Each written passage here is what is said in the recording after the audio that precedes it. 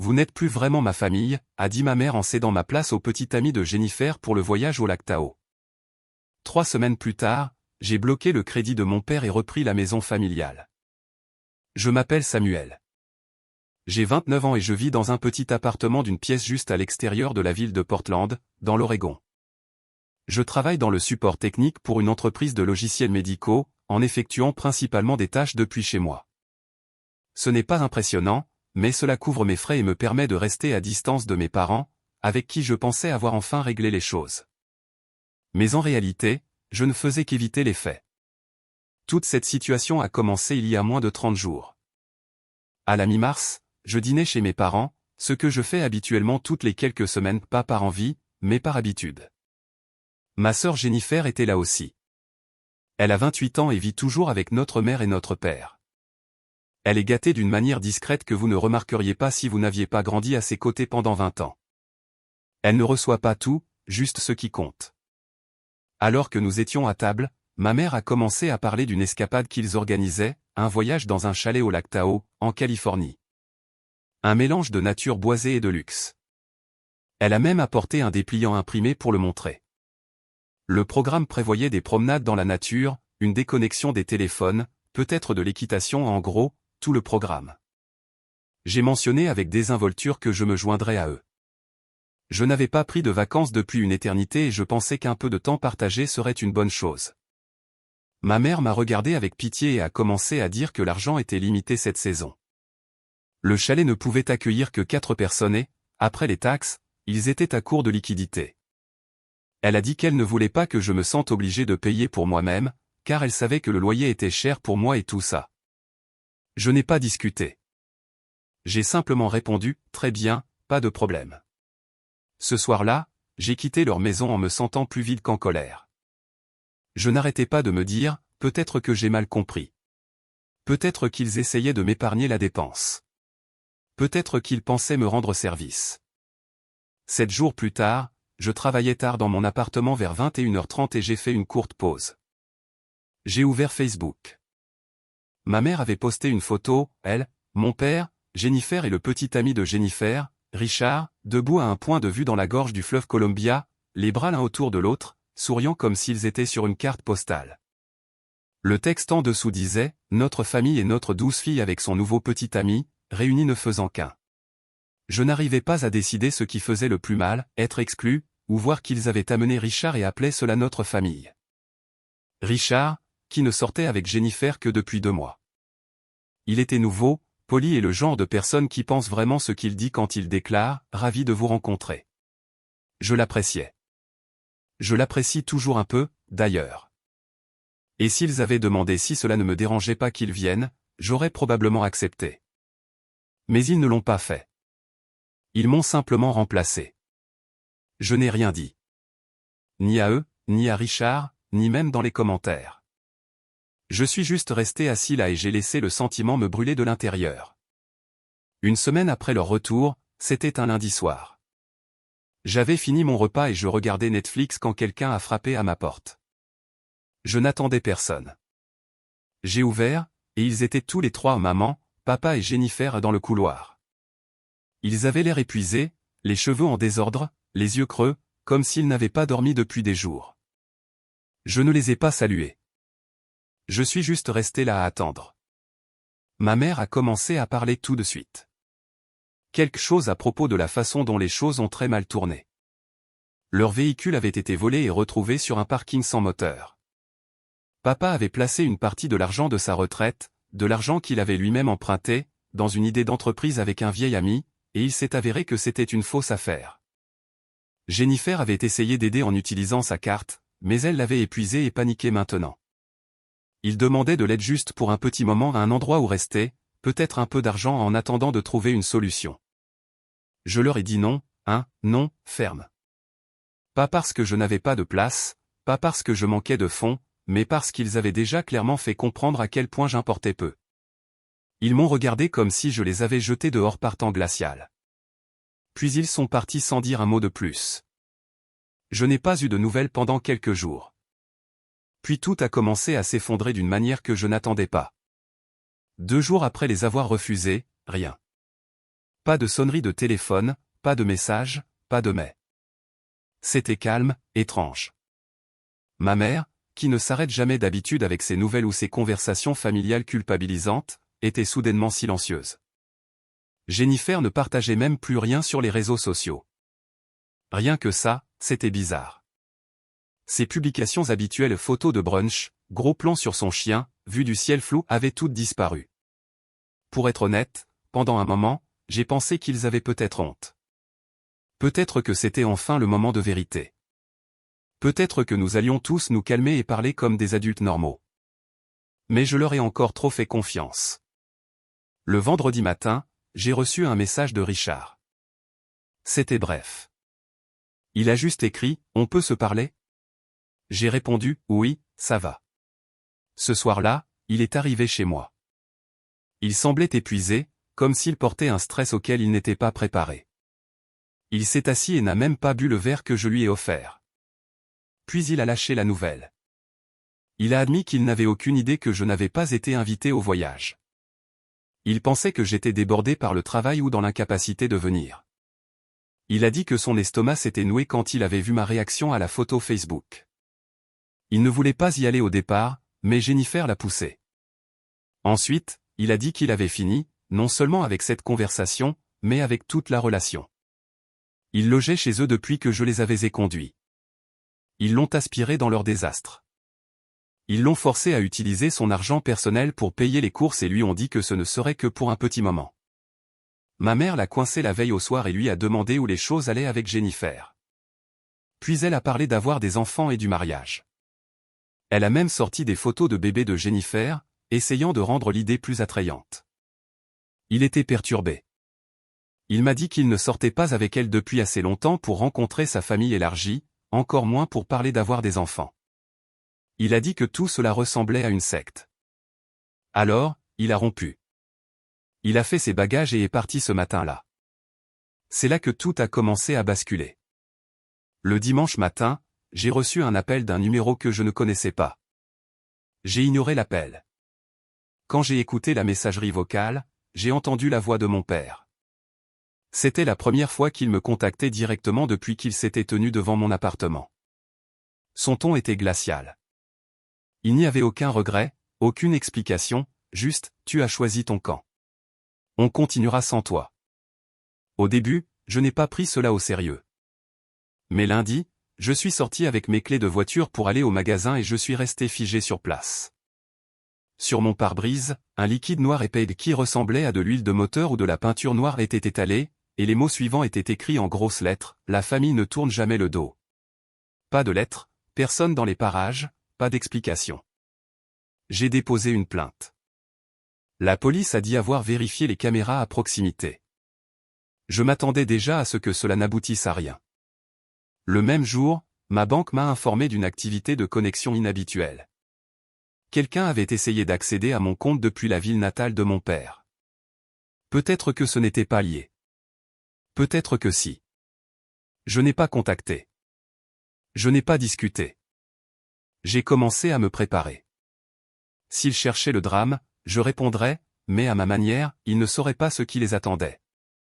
Après ce qui est arrivé à ma voiture, j'ai cessé de faire semblant que les choses allaient revenir à la normale. J'ai arrêté de déposer des rapports. J'ai arrêté de chercher des réponses. Au lieu de cela, je suis devenu complètement silencieux et j'ai commencé à recueillir des preuves. Je savais déjà que mon père avait des casseroles, des dettes qu'il ne voulait pas voir sur papier, des gens à qui il devait de l'argent, des affaires louches. Il n'a pas fallu longtemps pour découvrir quelque chose d'utile. En 2022, il a utilisé mon identité, mon numéro de sécurité sociale, pour co-signer un prêt financier. Je ne l'avais découvert que par accident en vérifiant ma cote de crédit l'année dernière. Je l'avais confronté à ce sujet. Il a fait l'ignorant jusqu'à ce que je mentionne l'embauche d'un avocat. Puis il m'a supplié d'abandonner, a juré qu'il rembourserait et fermerait le compte. Je n'ai jamais vu aucune preuve. J'ai laissé tomber. Mais maintenant, je voyais une opportunité. J'ai contacté le prêteur et j'ai dit la vérité. J'ai dit que je n'avais jamais donné mon autorisation. J'ai envoyé un document sous serment et une lettre de soutien d'un ami avocat qui me devait une faveur. Le compte est en cours d'examen. Sa dette a augmenté, ses intérêts ont été suspendus et il lui est désormais interdit d'utiliser son crédit jusqu'à ce que ce désordre soit réglé. 3 jours plus tard, ma mère m'a envoyé une photo d'une lettre qu'elle avait reçue de la banque. Puis elle m'a appelé. Je n'ai pas répondu. Elle a laissé un message en pleurant. Elle a demandé pourquoi je faisais cela. Elle a dit que nous étions toujours une famille. Que la famille pardonne. Je n'ai pas répondu.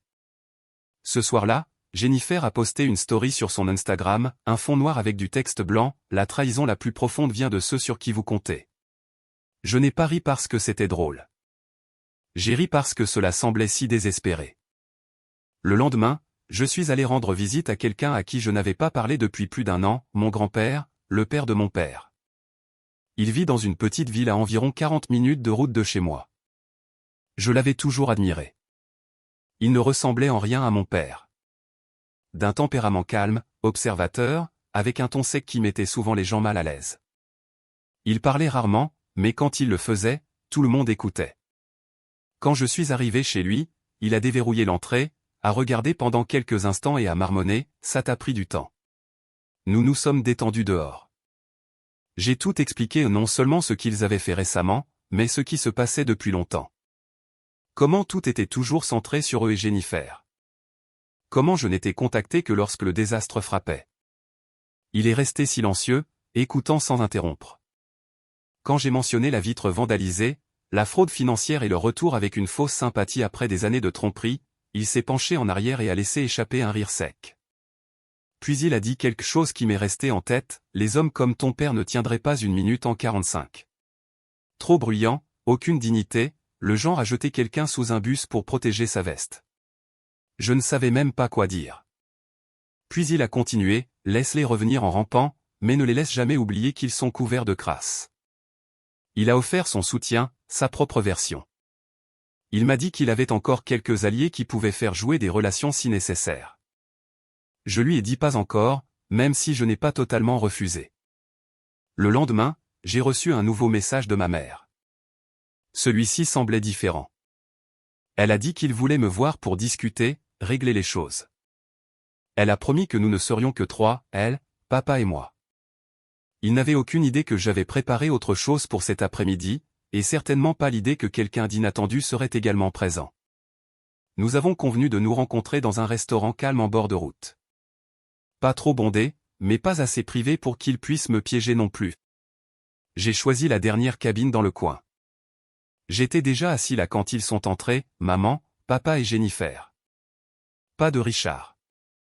Il avait disparu de la circulation. Juste les 3 principaux. Ils se sont assis comme pour un repas de famille ordinaire. Ma mère a forcé un sourire. Mon père avait l'air contrarié avant même d'ouvrir la bouche. Jennifer portait des lunettes teintées à l'intérieur, essayant probablement de faire dramatique. Ils n'ont rien commandé. Ils ont attaqué directement le vif du sujet. Ma mère a commencé à discuter du pardon familial, de la mauvaise communication et du mauvais timing. Mon père est resté silencieux, ce qui était étrange. D'habitude, il aimait jouer la victime. Aujourd'hui, il semblait nerveux, comme s'il avait quelque chose à perdre.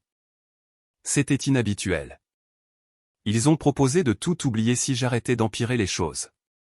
Ils ont dit que leur vie était déjà assez compliquée sans que je ne mette mon grain de sel. J'ai répondu que je n'envenimais rien. J'avais juste fini de faire semblant que tout allait bien. Puis j'ai abordé autre chose, quelque chose que je gardais pour ce moment. J'ai demandé, vous souvenez-vous d'avoir postulé pour cette subvention commerciale liée au programme militaire? Celle où vous avez gonflé votre salaire et prétendu que vous serviez toujours? Son expression s'est figée. Je me suis penché en avant et j'ai dit, j'ai soumis les données réelles sur les revenus et une copie de votre document de libération. Ma mère a ouvert la bouche pour répondre, mais aucun son n'est sorti. Je ne bluffais pas. Mon grand-père m'avait remis le document. Il les avait gardés au cas où mon père essaierait à nouveau de frauder les anciens combattants. Il l'avait fait. Et maintenant, la demande faisait l'objet d'une enquête pour fraude. Je me suis levé, prêt à partir. C'est à ce moment-là que mon grand-père est entré dans la pièce. On ne lui a pas demandé de s'asseoir. Il est resté au bout de la table, les bras croisés sur la poitrine. Mon père le regardait comme s'il avait vu quelque chose tout droit sorti d'un cauchemar. Grand-père n'a pas parlé tout de suite. Il a simplement regardé son fils, comme on regarde une erreur qu'on ne peut pas défaire. Puis, assez fort pour que les tables voisines entendent, il a dit, « Tu as toujours cru que tu étais le plus malin dans chaque pièce. Mais tu n'as jamais appris qu'être malin n'est pas la même chose qu'être honnête. » Il s'est tourné vers moi, a souri légèrement et a ajouté, « Je suis reconnaissant que tu ne sois pas devenu comme lui. » Puis il est parti, et je l'ai suivi peu après. Les conséquences ont commencé presque instantanément. 72 heures plus tard, la demande financière de mon père était officiellement stoppée suite à une enquête formelle. Son associé s'est retiré de leur accord, probablement après avoir entendu quelques avertissements indirects circuler parmi les gens informés. Ma mère a mis en ligne une longue diatribe émotionnelle sur Facebook expliquant que les membres de la famille devraient rester unis, pas se déchirer. Jennifer a partagé une photo en larmes d'elle-même, suivie d'une légende sur la façon dont les situations difficiles exposent le vrai caractère des gens. Je n'ai rien dit. Je n'ai répondu à aucun des plus de 20 appels manqués qui ont suivi. Au lieu de cela, j'ai fait un nouveau pas en avant. Il y avait un modeste compte générationnel que mon grand-père avait créé il y a longtemps. Stable, fiable, destiné à ses petits-enfants dans le futur. Dernièrement, mon père essayait discrètement de le pousser à tout mettre au nom de Jennifer. J'avais dit un jour à grand-père, je ne me soucie pas des fonds hérités. Plus tard cette même semaine, je lui ai rendu visite à nouveau. Je n'avais pas besoin d'aborder le sujet. Il en a parlé lui-même. Il avait déjà mis à jour la fiducie. Jennifer a été retirée. Le nom de mon père a été supprimé aussi. Il a ri et m'a dit, ton père a toujours prétendu être un homme noble. Jusqu'à ce que quelqu'un regarde réellement les détails. Le prochain contact que j'ai reçu n'était pas un message téléphonique. C'était une lettre officielle d'un cabinet d'avocats. Apparemment, ils envisageaient des poursuites judiciaires contre moi. C'est à ce moment-là que j'ai décidé que j'avais fini de réagir. La lettre n'était pas légitime, pas vraiment. C'était une menace standard tapée par un avocat du coin qu'ils avaient probablement engagé sur un site web, mais cela m'a appris ce que je devais savoir.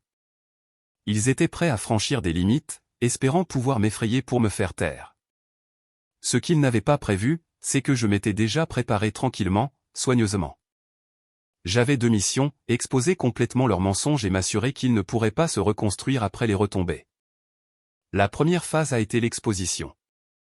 J'ai créé une archive numérique, photos, dossiers, emails, captures d'écran, tout. Des messages où ils me manipulaient, la preuve du compte de crédit ouvert sous mon nom, le texte de Jennifer essayant de me faire sentir coupable de ne pas payer ses factures, les documents sur la fraude de mon père aux anciens combattants que grand-père avait gardés. Des images du pare-brise cassé et la messagerie vocale que mon père avait laissée après que je leur ai refusé de l'aide. Tout. Je l'ai partagé non pas comme un essai personnel bruyant, mais avec un titre simple, « Voici à quoi ressemble la famille quand vous n'êtes valorisé qu'en cas d'urgence ».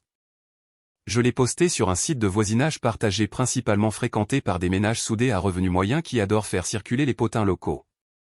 Le même réseau où mon père avait passé des années à construire son image de leader communautaire. C'est devenu viral. Les gens ont répondu, certains ont partagé leurs propres histoires. Quelques-uns ont même reconnu le nom de mon père et n'ont pas été choqués. Au lever du soleil, deux choses étaient arrivées. 1. Ma mère a effacé toute sa présence sur Facebook, chaque message a disparu. 2. Mon père a perdu son siège de conseiller bénévole au comité des affaires de la ville. Quelqu'un leur avait transféré mon message, mais je n'en avais pas fini. J'ai contacté les agences de recouvrement responsables des problèmes de crédit de Jennifer. Je les ai informés de son emploi actuel. J'ai également envoyé la preuve des achats qu'elle avait effectués avec la carte de Richard, un sac à main de luxe, billets de spectacle, un voyage au spa pendant la même période où il prétendait qu'il n'avait rien. Richard m'a donné les reçus et était heureux d'aider. Sa carte a été bloquée vendredi. Ce soir-là, Jennifer a appelé 6 fois. J'ai ignoré chaque appel. Mais le coup le plus dommageable est venu après. Mon père travaillait au lancement d'une nouvelle entreprise, une sorte de société immobilière. Elle n'était pas encore opérationnelle, mais j'ai retrouvé l'enregistrement officiel en ligne. Ma mère était listée comme copropriétaire, alors j'ai appelé un de mes amis spécialisés dans le droit du logement. Il s'avère que l'entreprise n'avait pas soumis les formulaires de zonage corrects. Pire, il y avait des incohérences dans les documents, adresses de propriétés incorrectes, gains fictifs assez pour déclencher un retard dans l'audit interne. En 72 heures, le bureau local a suspendu leur dépôt et a ouvert une enquête officielle. Je n'ai pas admis que j'étais derrière tout ça, mais ils l'ont deviné. Cette fois, ils n'ont pas envoyé plus de menaces. Ils ont envoyé un email avec seulement 2 mots, « Pourquoi, Samuel ?» Je n'ai pas répondu. Au lieu de cela, j'ai imprimé le faux avis juridique qu'il m'avait envoyé plus tôt et je l'ai apporté chez grand-père. Il a lu les pages, puis s'est levé et a versé 2 tasses de café noir, une pour lui, une pour moi. Il a levé sa tasse et a dit, « Ton père a toujours été doué pour faire des promesses avec sa bouche, mais n'a jamais su comment les tenir. » Puis il a ajouté, « Ils ont causé assez de destruction pour le moment, mais s'ils se montrent à nouveau, nous nous assurons qu'ils restent enterrés. » J'ai donné un signal silencieux. Nous avons bu, et j'ai commencé à préparer la phase finale, car cette propriété dans laquelle ils vivaient, elle ne leur appartenait pas vraiment. Elle appartenait à grand-père, et ils étaient sur le point de comprendre ce que signifie vraiment se faire mettre à la porte. 14 jours après que la municipalité a bloqué le compte d'entreprise de mon père, tout a commencé à s'effondrer plus vite que je ne l'avais jamais imaginé. Quand votre base repose sur de fausses signatures, un charme malhonnête et des prêts que vous ne pouvez pas rembourser, un coup fort est tout ce qu'il faut. Ce coup, c'était moi. La ville a marqué ses documents fiscaux. Bientôt, un examen financier a commencé. Quelqu'un, probablement ce comptable à la retraite que grand-père connaissait, a discrètement contacté le bureau des nouvelles locales. Un court article a été imprimé sur des erreurs budgétaires et des activités de financement suspectes liées aux anciens combattants. Cela ne mentionnait pas de nom, mais tout le monde à proximité a immédiatement reconnu de qui il s'agissait. L'un après l'autre, ses soutiens ont pris leur distance, non pas parce qu'ils se souciaient de la moralité, mais parce qu'ils sentaient l'odeur du brûlé et ne voulaient pas se faire prendre. Puis vint la frappe la plus dure. Mon père avait placé une 2e dette contre la résidence qu'il partageait avec ma mère. Mais il n'avait jamais techniquement possédé la propriété. Elle appartenait toujours légalement à grand-père, un fait que mon père avait omis en utilisant de faux documents pour demander le prêt. La banque a contacté grand-père. Au lieu de le défendre, grand-père a fourni le vrai titre. C'est à ce moment-là que grand-père a agi pour de bon. Il a réécrit la fiducie, totalement légale, totalement définitive. La maison et le terrain en dessous ont été transférés à un fonds familial avec un seul bénéficiaire listé, moi. Aucune mention de Jennifer. Pas ma mère, pas même une clause de secours de mon père. Ils ont reçu un délai de 30 jours pour quitter les lieux. Ils n'ont pas protesté, pas ouvertement. Mais au cours de cette dernière semaine, quelque chose d'inattendu est arrivé. J'ai reçu un message d'une dame dont je n'avais jamais entendu parler. Elle prétendait avoir été l'assistante de bureau de mon père à l'époque où il gérait quelques ateliers automobiles, son seul emploi à peu près décent il y a de nombreuses années. Elle a dit qu'elle avait tout vu se défaire et qu'elle croyait que j'avais besoin d'entendre autre chose. Apparemment, mon père a engendré un autre fils. Pas récemment. Il y a des décennies, un enfant d'une autre femme pendant la période où ma mère portait Jennifer. Je ne savais pas quoi penser. Je ne suis toujours pas sûr. Mais soudain, les choses semblaient plus claires, pourquoi il traitait Jennifer comme une reine, pourquoi j'étais invisible comme si j'étais la preuve qu'il ne s'était pas échappé assez vite. Je n'en ai jamais informé Jennifer. Je doute que je le ferai un jour. Le dernier matin avant qu'il ne parte, aucun mot n'a été prononcé. Les boîtes étaient scellées. Jennifer a pleuré. Elle a mis en ligne des lignes vagues sur le fait d'être repoussée par ses propres proches. Ma mère semblait avoir vieilli de 10 hivers en 7 jours. Mon père? Il semblait épuisé. Avant de partir, il a laissé une lettre dans la boîte aux lettres de grand-père. Je ne l'ai jamais lue. Grand-père l'a jetée dans les flammes sans même l'ouvrir. Quand j'ai demandé ce qu'elle contenait, il a répondu, peu importe. J'ai lu assez de ces mensonges pendant 3 décennies. Maintenant, il loue une petite maison hors de la ville. J'ai entendu dire que mon père essaie de décrocher un petit boulot pour un copain qui n'est pas au courant. Jennifer est de retour à plier des vêtements dans le commerce de détail. Maman est silencieuse. Inhabituellement silencieuse. Je passe chez grand-père une fois par semaine. Nous partageons un café sur le porche. Parfois nous parlons, parfois nous restons juste assis en paix. Un jour, il m'a remis une vieille lame. Je pensais que c'était sentimental, mais il a dit, mon père a utilisé ça quand la grange a brûlé en 42. J'ai coupé les cordes avant que le feu n'entraîne tout. Parfois, il faut lâcher prise avant que cela ne vous noie. Puis il m'a donné ce sourire incliné et usé par le temps. Tu as bien fait, Samuel. Tu ne t'es pas juste échappé. Tu as mis fin à ça. Et il avait raison. Mon père me contacte toujours tous les mois. Toujours en utilisant un email différent. Toujours avec un ton apologétique, mais imbibé de ressentiment. Je ne réponds jamais. La vengeance n'est plus nécessaire. J'ai déjà gagné. Premier suivi, quelques mois après leur départ, ma vie a enfin commencé à sembler calme. J'ai rencontré quelqu'un de nouveau. J'obtenais une augmentation. J'ai même commencé à penser à prendre un chiot. Aucun contact n'était venu de mes parents depuis plus d'un mois, ce qui était étrange, surtout en considérant l'habitude habituelle de mon père d'envoyer son message mensuel habituel, rempli de honte. Puis, à l'improviste, j'ai reçu quelque chose, mais pas de lui. C'est venu par un représentant légal, pas une lettre de menace de bas étage non plus. C'était un avocat légitime en utilisation des terres d'une autre région. L'entête du sujet disait simplement « important » concernant l'acquisition de terres par Monsieur Philippe non légal complet. J'ai cliqué dessus, supposant que cela pourrait être du spam. Ce n'était pas le cas. Apparemment, mon père avait récemment obtenu un petit terrain forestier à la périphérie de la ville. Pas sous son identité. Il avait créé une fausse entreprise ou une entreprise anonyme avec quelqu'un d'autre précédemment listé comme chef, un gars avec qui il avait collaboré des années auparavant.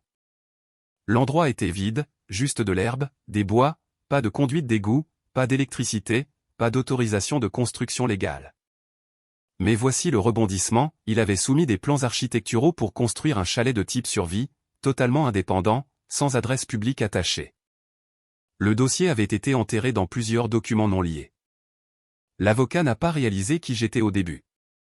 Il a expliqué qu'il avait été embauché pour régler les formulaires de zonage et a accidentellement vu mon nom en examinant des actes de propriété qui se chevauchaient et qui étaient liés au compte de fiducie de mon grand-père. Il s'avère que les deux terrains étaient proches l'un de l'autre. Mon père essayait de se retirer dans l'isolement. Complètement retiré de la société. C'était très différent de lui. Il avait toujours prospéré grâce à la visibilité, aux applaudissements et à la manipulation. Mais cela ressemblait à quelqu'un qui n'avait plus rien à jouer. Je n'ai rien dit à grand-père tout de suite. J'ai pensé que peut-être garder le silence était l'approche la plus gentille. Mais il y a quelques jours à peine, grand-père m'a appelé et m'a invité. Il avait encore ce regard, comme s'il avait déjà résolu la moitié du puzzle. Il a dit, quelqu'un m'a appelé. Il a dit que Philippe visitait le bureau des registres fonciers, posait des questions sur les changements de limites et les permis de construire. On dirait qu'il prévoit de redessiner les lignes sans attirer l'attention. J'ai hoché la tête et je lui ai raconté toute l'histoire. Il n'a pas répondu au début, il a juste posé un long regard. Puis il a dit, tu sais ce que cela signifie, n'est-ce pas? J'ai haussé les épaules. Cela ne m'avait même pas traversé l'esprit, mais ça a fait tilt au moment où je l'ai entendu. Mon père n'essayait pas de s'échapper. Il se cachait, temporisait, attendait que la chaleur retombe, puis réapparaissait comme si de rien n'était. Grand-père a sorti une fine enveloppe de son bureau et me l'a tendue. À l'intérieur, il y avait un titre de propriété pas pour notre maison, mais pour le terrain juste à côté de celui que mon père avait saisi. Il l'avait acheté discrètement, juste une semaine auparavant, par l'intermédiaire d'une personne différente. Il a souri, puis a dit, s'il veut disparaître dans la forêt, il devra regarder droit devant mon porche à chaque lever de soleil. Je n'ai pas demandé comment il s'était débrouillé. Une partie de moi comprenait déjà que ce n'était pas fini. Mon père ne prévoyait pas de disparaître pour toujours. Il complotait son retour. Et cette fois, ce ne serait pas bruyant. Ce serait subtil, calme, sournois et exactement son style. Mais maintenant, nous surveillions, et il n'en avait aucune idée.